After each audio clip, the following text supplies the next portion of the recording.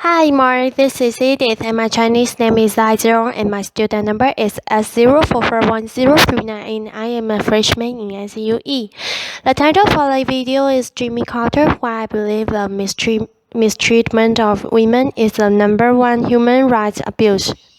I'm going to begin. As a matter of fact, I was trying to think about my career since I left the White House, and the best example I have is a cartoon in the New Yorker a couple of years ago. This little boy is looking up at his father and he says, "Daddy, when I grow up, I want to be a former president." Laughter. Well, I have had a great blessing as a former president because I have had an access that very few other people in the world have ever had to get to know so many people around this whole universe.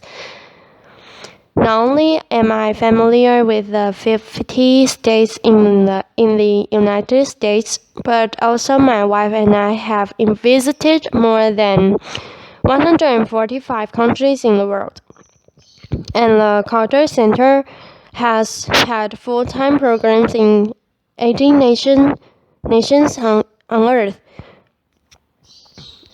And a lot of times, when we go into a country, we not only meet the king or the president, but we also meet the villagers who live in the most remote areas of Africa.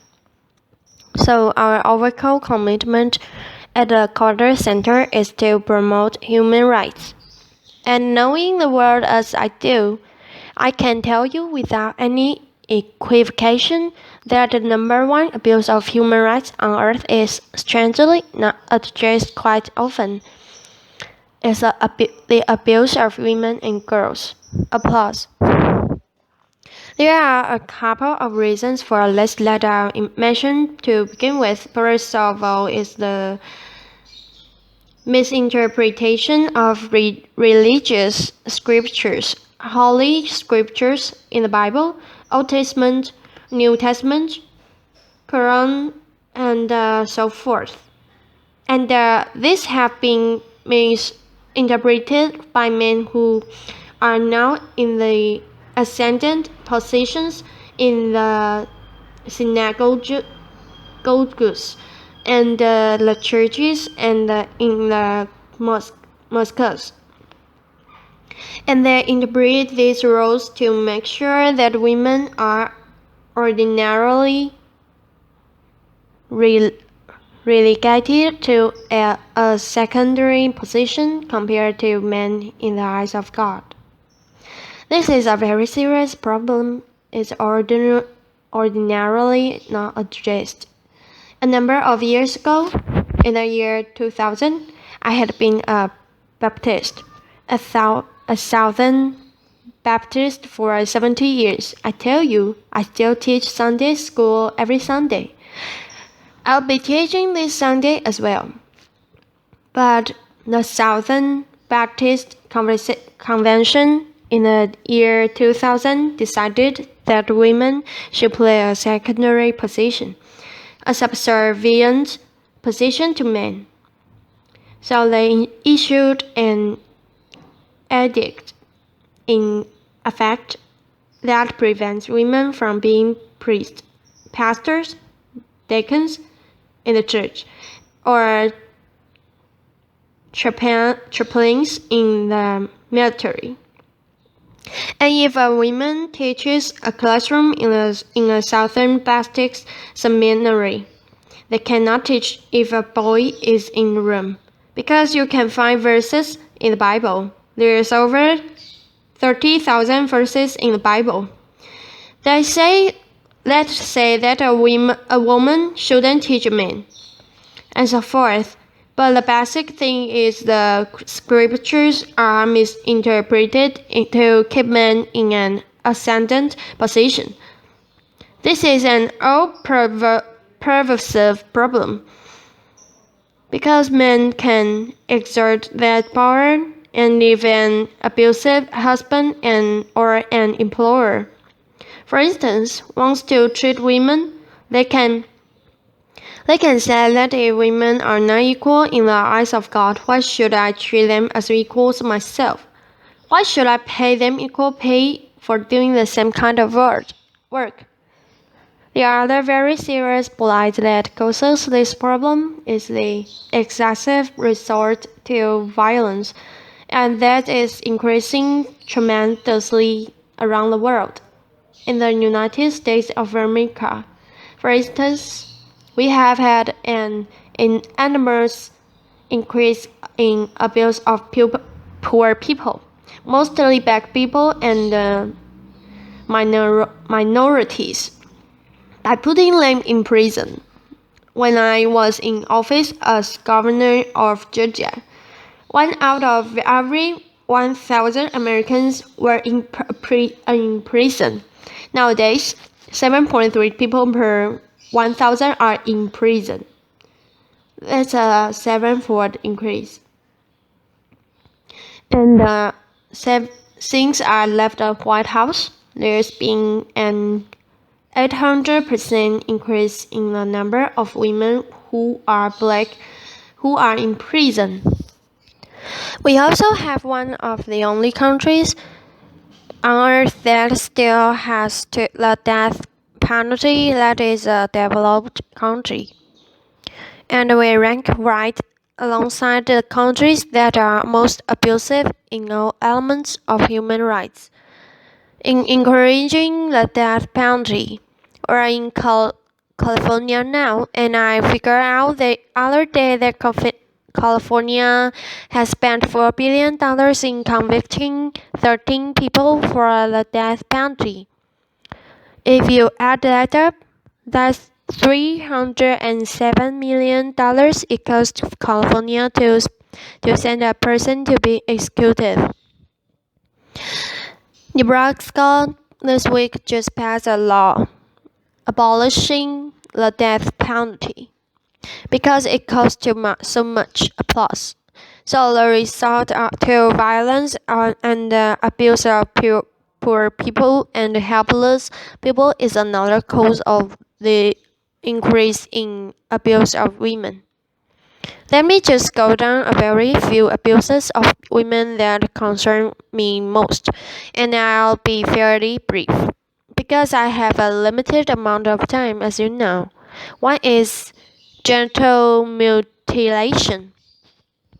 Genital mutilation is horrible and not known by American women, but in some countries, many countries, when a child is born that is a girl, very soon in her life, her genitals are completely cut away by a so-called cutter who has a razor blade, and in a non-sterilized way, they remove the exterior parts of a woman's genitalia.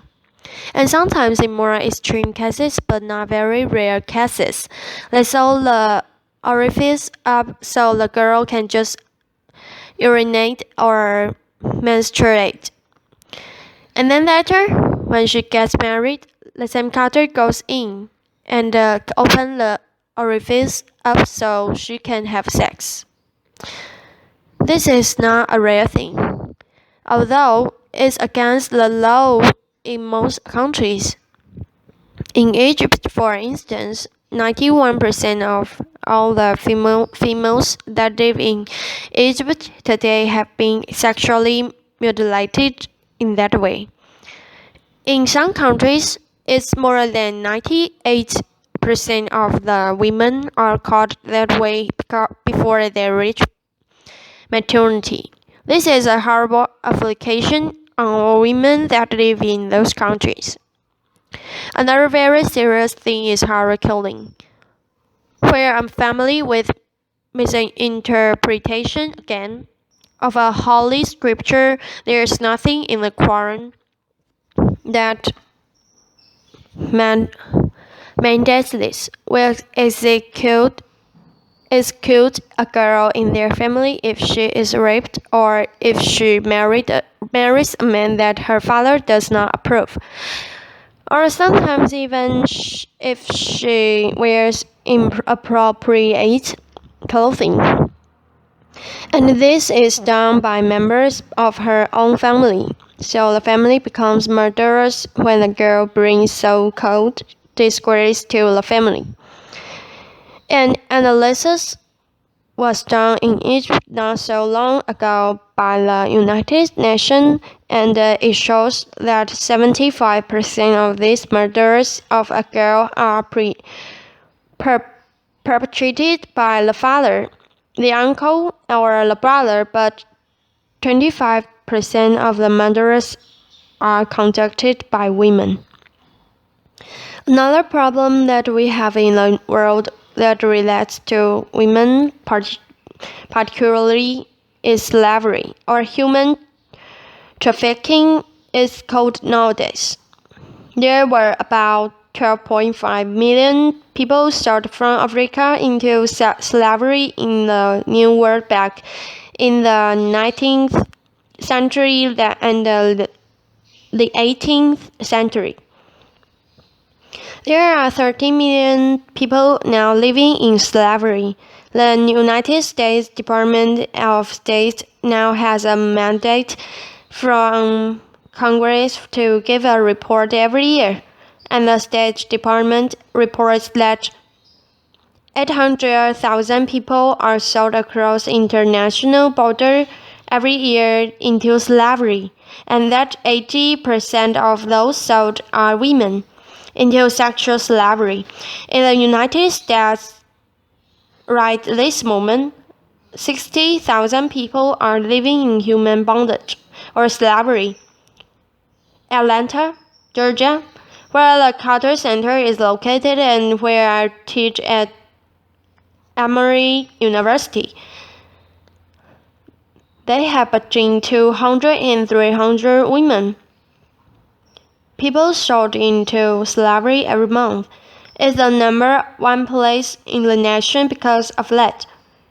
Atlanta has the busiest airport in the world, and they also have a lot of passengers that come from the southern hemisphere. If a brothel owner wants to buy a girl that has brown or black skin, they can do it for $1,000. A white-skinned girl brings several times more than that. And thus, average brothel owner in Atlanta and in the United States now can earn about $35,000 per slave. The sex trade in Atlanta, Georgia exceeds the total drug trade in Atlanta, Georgia.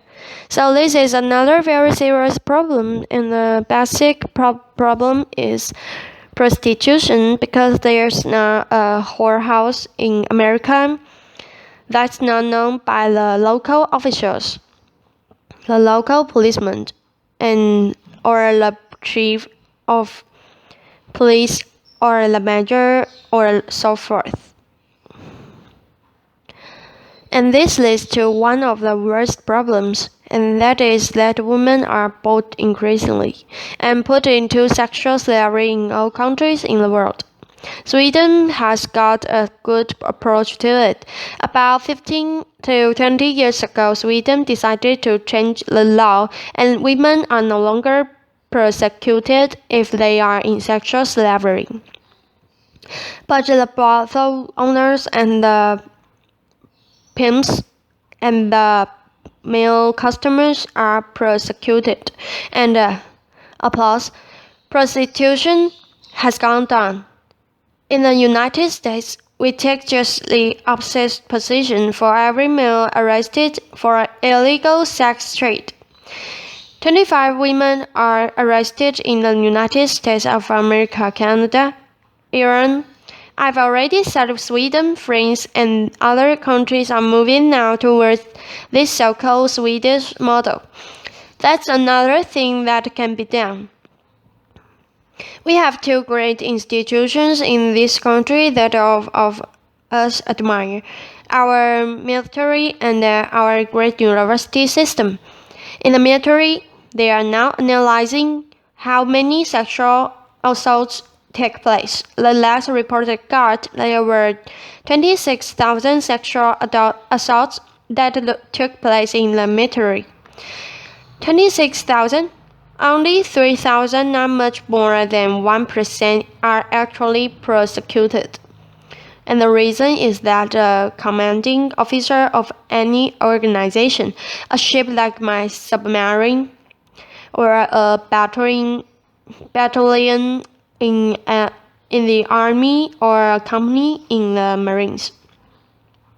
The commanding officer has a right under law to decide whether to prosecute a rapist or not.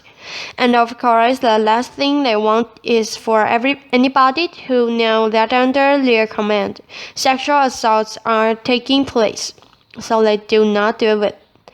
That law needs to be changed. About one out of 4 girls who enter American universities will be sexually assaulted before she graduates. And this is now getting a lot of publicity, partially because of my book, but other things. And so 89 universities in America are now condemned by the Department of Education under Title IX because the officials of the universities are not taking care of the women to protect them from sexual assaults. The Department of Justice says that more than half of the rapes on a college campus take place by serial rapists. Because outside the university system, if they rape somebody, they'll be prosecuted. But when they get on a university campus, they can rape with impunity. They are not prosecuted. Those are the kinds of things that go on in our society. Another thing that's very serious about the abuse of women and girls is the lack of equal pay for equal work. As you know, applause. And this is sometimes misinterpreted. But for full-time employment, a woman in the United States now gets 23% less than men. When I became president, the difference was 39%, so we've made some progress, partially because I was present and so forth. Applause, laughter. But in the last 15 years, there's been no progress made. So it's been just about 23 or 24% difference for the last 15 years. These are the kind of things that go on. If you take the Fortune 500 companies, 23 of them have women CEOs. Out of 500 and those CEOs, I need not tell you, make less on an average than the other CEOs. Well, that's what goes on in our country. Another problem with the United States is we are the most warlike nation on earth. We have been to war with about 25 different countries since the Second World War. Sometimes we've had soldiers on the ground fighting. The other times we've been flying overhead dropping bombs on people.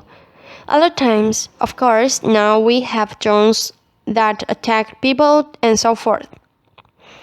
We've been at war with 25 different countries or more since the Second World War. There are 4 years, I won't say which ones, where we didn't drop a bomb. We didn't launch a missile. We didn't fire a bullet.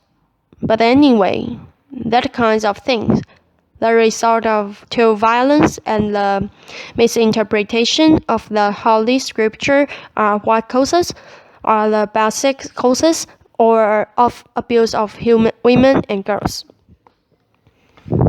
There's one more basic cause that I need not mention, and that is that in general, men didn't give a damn.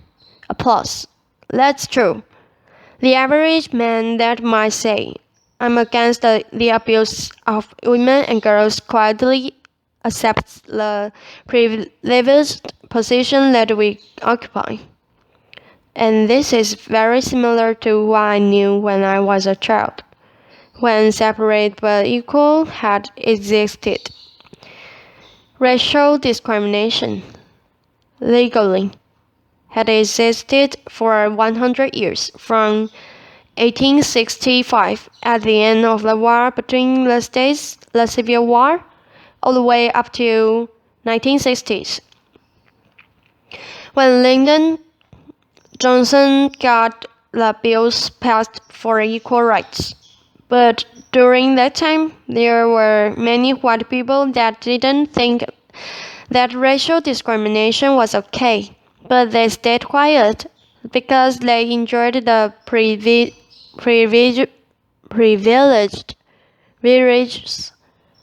of better jobs, unique access to jury duty, better schools, and everything else. And that's the same thing that exists today, because the average man really doesn't care.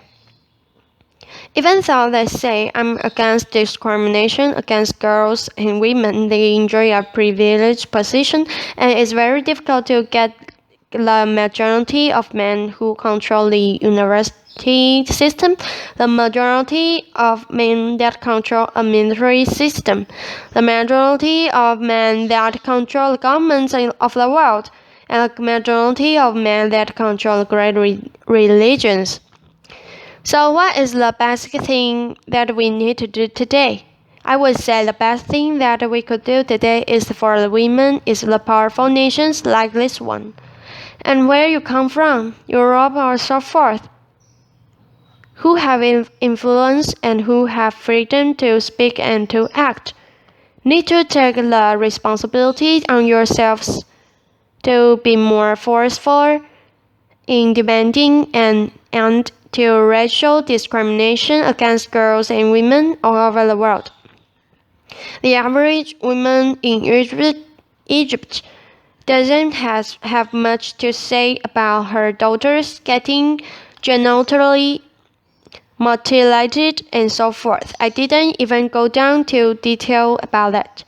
But I hope that out of this conference, that every woman here will get your husbands to realize that these abuses on college campuses and the military and so forth in the future job market need to protect your daughters and your granddaughters. I have 12 grandchildren, 4 children, and 10 great-grandchildren. And I think often about them and about the plight that they will face in America, not only if they live in Egypt or a foreign country, in having equal rights.